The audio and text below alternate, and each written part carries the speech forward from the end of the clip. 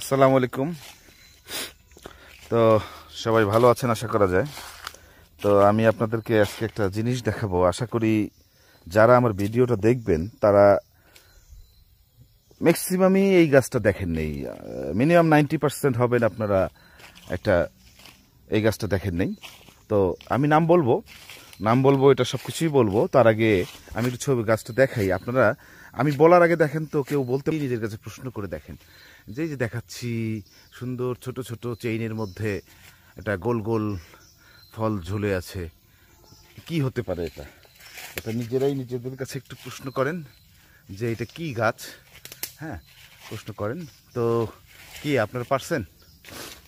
মনে হয় পারেন নাই, দুই একজন পারতে পারেন। তো এটা হচ্ছে গাছ, আমরা মশলা হিসেবে যে গোলমরিচটা খাই সেই গোলমরিচের গাছ। তো এই গোলমরিচ সম্পর্কে সংক্ষিপ্ত দুই একটা কথা বলি। বাংলাদেশে এখন গোলমরিচ চাষাবাদ হচ্ছে, আগে বাইরে থেকেই সম্পূর্ণ নিয়ে আসা হতো। এর কৃতিত্ব সম্পূর্ণ কৃষিত্ব মশলা গবেষণা কেন্দ্র, বাংলাদেশ কৃষি গবেষণা ইনস্টিটিউট এর অবদান এটা। তো গোলমরিচ হলো এর পছন্দনীয় জায়গা হচ্ছে পাহাড়ে গোলমরিচ ভালো হয়। তো একটা গোলমরিচের গাছ ফুল প্রোডাকশনে যেতে সময় লাগে ধরেন প্রায় 5 বছর। এই 5 বছর পরে একটা গোলমরিচ গাছ থেকে 5 থেকে 7 কেজি পর্যন্ত গোলমরিচ পাওয়া যেতে পারে। কিন্তু সমতলে এই গাছটা সেম গাছ থেকেই কিন্তু আপনার হয়তো 250 গ্রাম বা হাফ কেজি গোলমরিচ পাওয়া যাবে।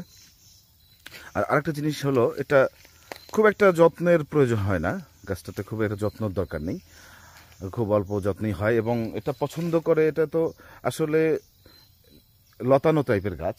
এই যে দেখেন, দেখাই আমি একটু।